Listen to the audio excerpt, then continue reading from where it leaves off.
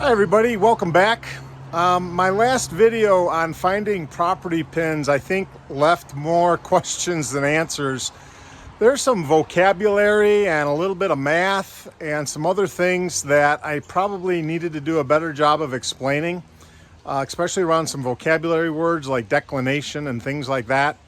So I think that will be easier to explain if we go inside and do that on the computer than trying to explain it out here in the woods.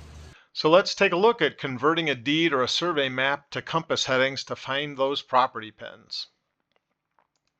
A couple of things we'll need to cover. First is distances that you'll see on both the map or the deed are rarely in inches, right? They'll say something like 100.50 feet. That's 100 feet, 6 inches.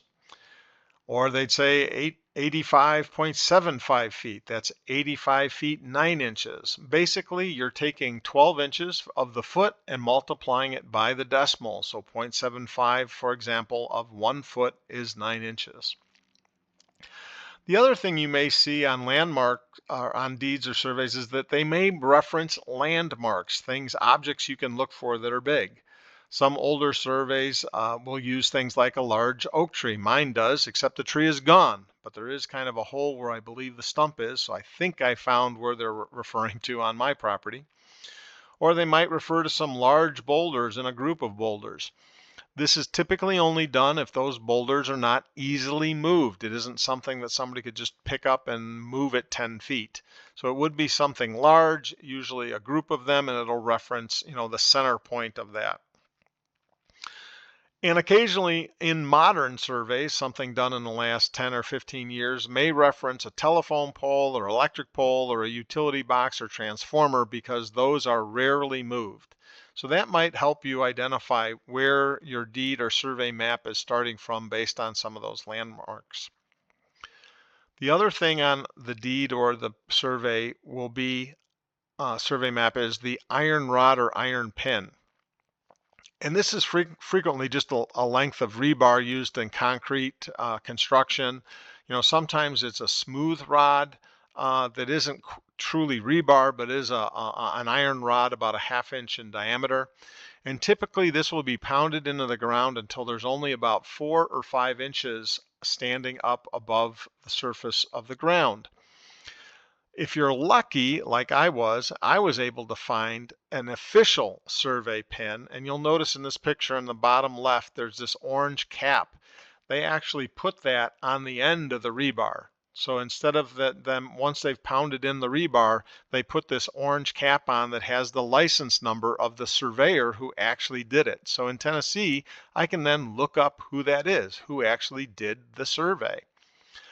However, in many rural properties, all you're going to get is this little bit of rebar pounded in the ground that might have some survey tape on it. And that's literally all there is. And if the survey is old, the rod could be buried under several inches of stuff because when they put it in, they only left it a couple inches above the ground. And with a lot of leaf debris, maybe some erosion, before you know it, that rod is actually underground and you're going to have to dig a little bit to find it. The most complicated part of doing your survey pin research is what magnetic declination is. So when you have your deed and you got your compass out and you're going to start pointing in different directions, one of the things you need to know is that your compass, while it is pointing to the magnetic field north, it's actually incorrect. So it's not pointing north correctly due to the variations in the Earth's magnetic field. And this magnetic field changes over time. So while they did your survey in 1930, it's accurate. And if it references due north, they mean the true, real due north. But because of the changes in the magnetic field, your compass isn't pointing the same direction of north that somebody back in 1930 was looking at. Now, this has been known about for a very long time, and they've kept track of the magnetic changes. So you just need to find out for your location, what is your magnetic declination or degree of error, basically, that your magnetic compass needle is not pointing north. And that's this NOAA website. You can go on there, put in your address or put in GPS coordinates, and it will tell you exactly what your magnetic declination is. So I did that. I went to that website and put in my location, and in my area the declination is 5 degrees 38 minutes west plus or minus 22 minutes. So what does this mean? It basically means if I'm pointing due north, all right, my compass is pointing truly perfectly north. I'm not actually pointing true north. I'd actually have to keep turning my compass in my direction that I'm facing. I'd have to add 5 degrees 38 minutes to that to be pointing true north. So again, it's very important you know exactly what it is for your location, because if you're 60 miles from where I am, the declination is going to be something different than 5 degrees 38 minutes. So you do need to do this. It can change significantly in a few miles. So definitely go and look it up. So if I want to face exactly east, I'd look at my compass, right? And I keep turning until the needle is pointing due east at the 90-degree mark. But then I actually need to add that 5 degrees 38 minutes onto it to get to my correct, truly pointing directly east. One other thing you need to realize is compasses are not all accurate to the same degree. A more expensive compass generally is more accurate. So if you go to your local camping store, you may get a nice compass for $25, but it's plus or minus 2 degrees of accuracy. The compass that I used in the video is a SUUNTO, and it is plus or minus half of a degree of accuracy. So in the description of the video, I'll have links to both a typical $40 compass that is plus or minus 2 degrees of accuracy versus my compass, which is plus or minus a half a degree of accuracy. But what does that mean? Well, it means if I'm on a heading and I've corrected for my magnetic declination, but I've got 1 degree of error, if I'm just going 50 feet, I'm not going to be too far off. I'm only going to be 8.752 feet wrong. Not a big deal. But as you can see, as I go farther and farther out, and I'm just 1 degree wrong, my error gets larger and larger to the point where if I have a deed measurement, which I do, my longest single measurement on my property is 2,700 feet with nothing in between. There's no pins, no other changes. It is just a straight 2,700 feet. If I am 1 degree wrong, I will be 47 feet wrong looking for that pin. That is pretty wrong, and the odds of you finding that pin is very low. So depending on the deed, depending on your property, how big it is, how many different measurements there are, where the pins are, if there's lots of pins and all the measurements are less than 100 feet, you probably don't need a very expensive compass. But if you've got a lot of measurements where the distances are over 350 feet and maybe even into the thousands of feet, you're going to need a very accurate compass, or the odds of you finding the pin are low unless they're very well marked. Which a lot of rural properties, they are not. So keep that in mind. You know, if you're doing a small property, a decent compass that's $40 or $50 is probably fine. If you're doing bigger properties where the distances are 100, 300, 400 feet, you might want to think about investing in a better compass.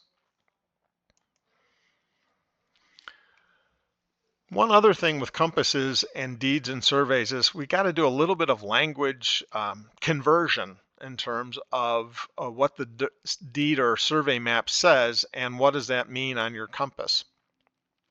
So if the deed says I'm going to go north 10 degrees east, on your actual compass that means you're going to face north and then turn 10 degrees towards the east, which would be a compass heading of north 10 degrees.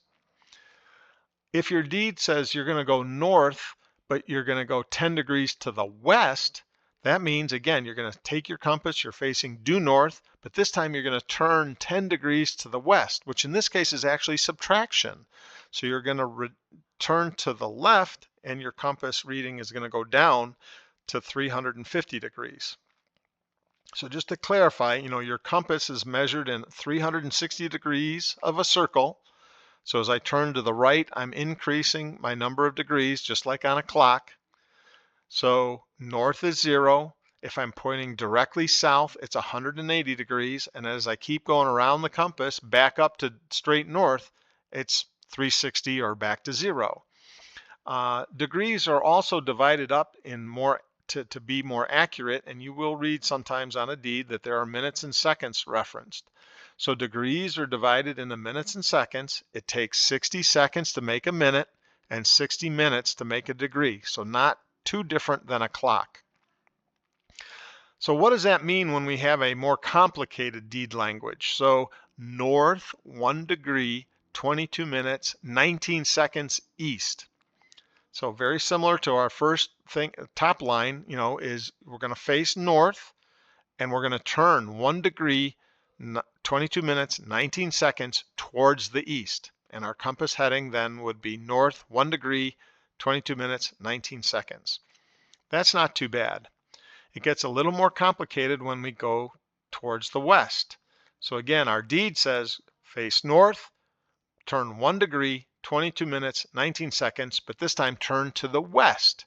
So now we're subtracting off of 360 degrees, and so we would look at our compass and we would turn to north 358 degrees, 37 minutes, 41 seconds.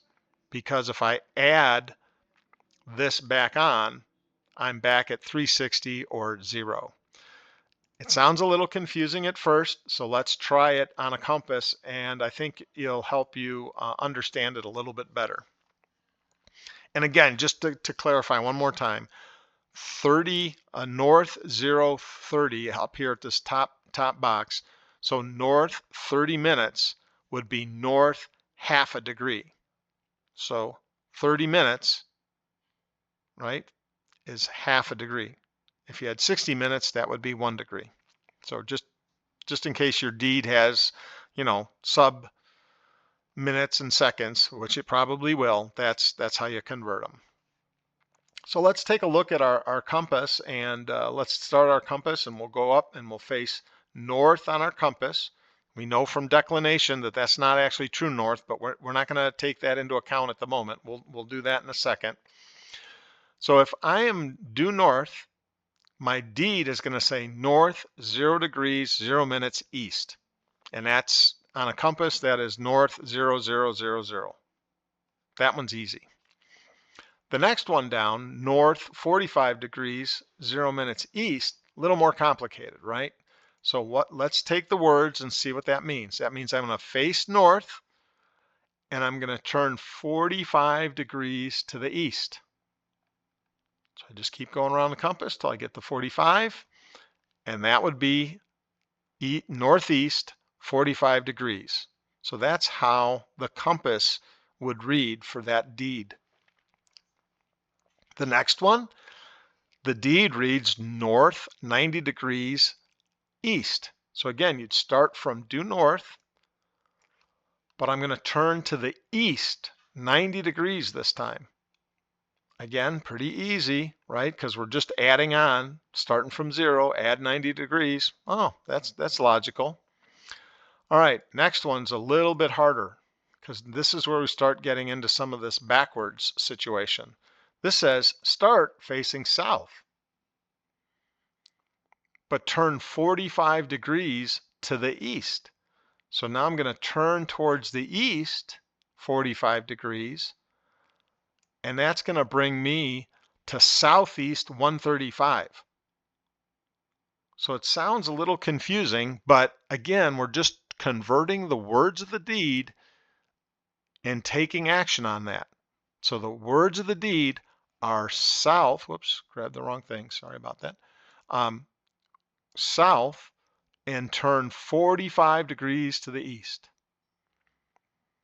And we get southeast 135. The next one's really easy, south, don't turn any degrees to the east, it's due south. But then the next one, south 45 degrees, 0 minutes west, we're going to turn in a different direction. So we are still starting facing due south, But this time we're going to turn towards the west 45 degrees. So that would be adding 45 degrees onto that 180. And that brings us to 225 southwest. So the compass heading is southwest 225. And that continues for the next one. We'll go to the west by 90 degrees. Now this last one, north 45 degrees, some minutes west, that one's a little bit odd, right? This is going in the opposite direction. I start true north, but this time I'm going to turn 45 degrees to the west. And that brings me to northwest 315. So again, just slowly take the words of the deed and take that action with your compass. North 45 degrees to the west. North, start facing north, turn 45 degrees to the west. And that would be northwest 315.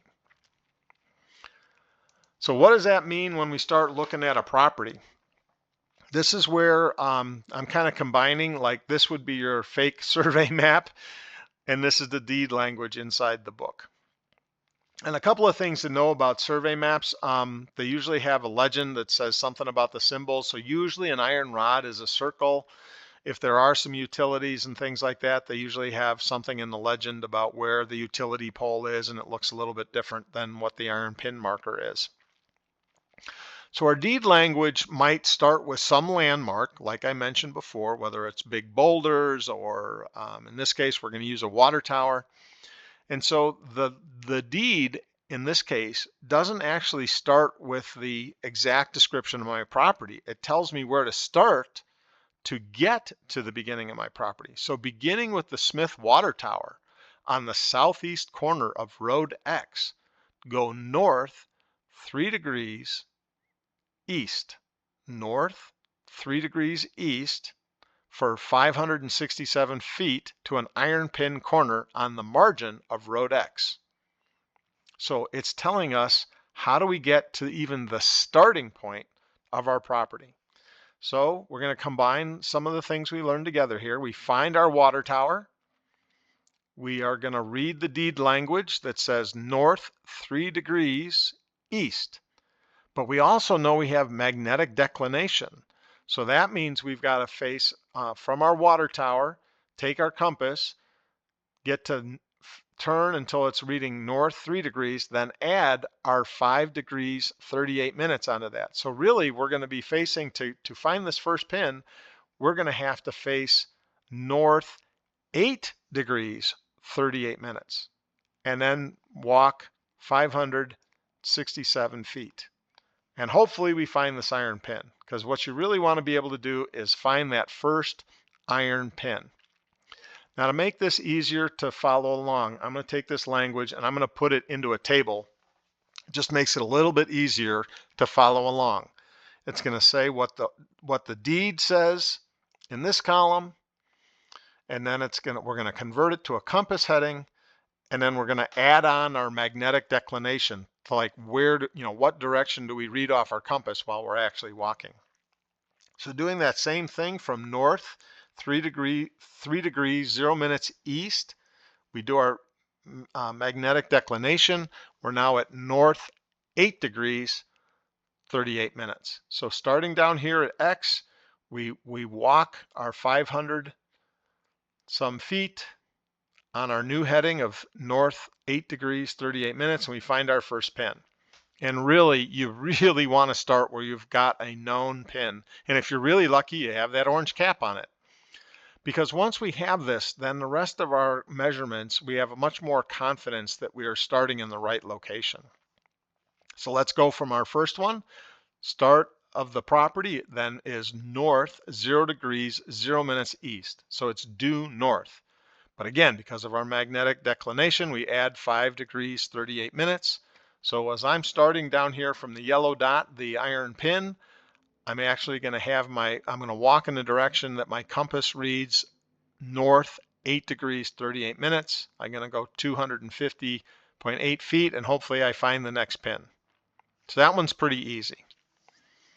The next one, It's also good. We're heading towards an iron pin. It says north 45 degrees east. So I'm going to face north. I'm going to turn 45 degrees to the east. And then I'm going to add on my magnetic declination. So now I'm turning a little bit more to 50 degrees, 38 minutes.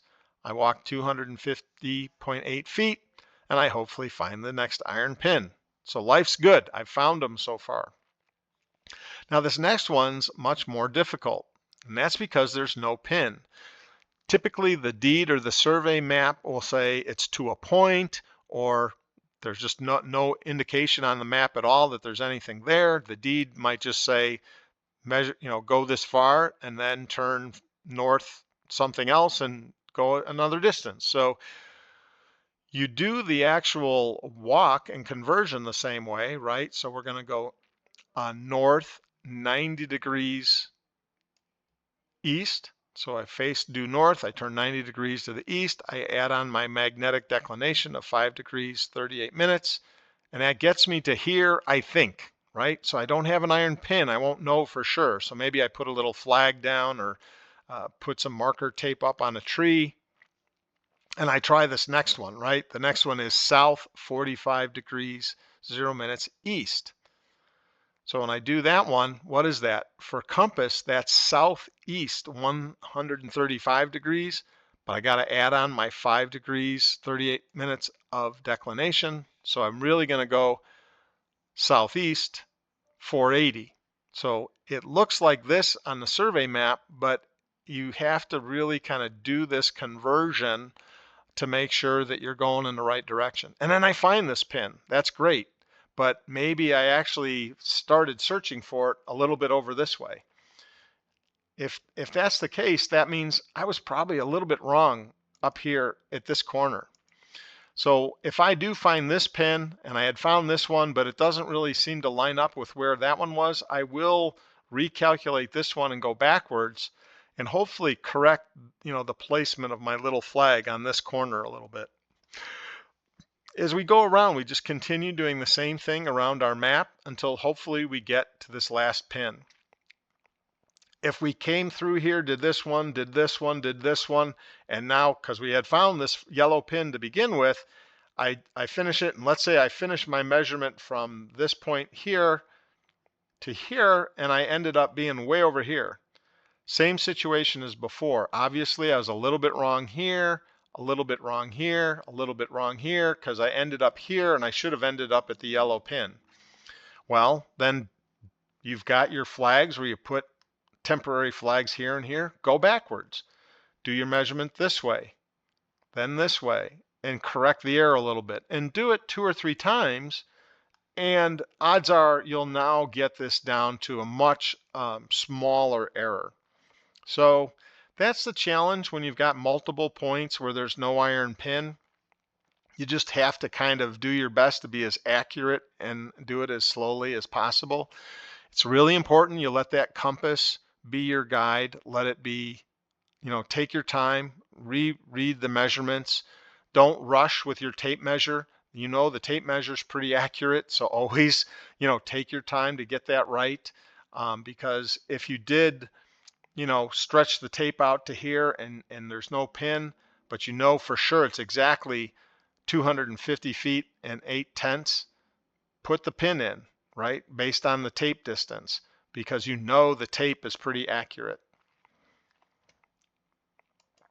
So I hope that helps. It is kind of confusing to read a deed at first, but I hope this helps you read your deed and turn it into a successful property pin search.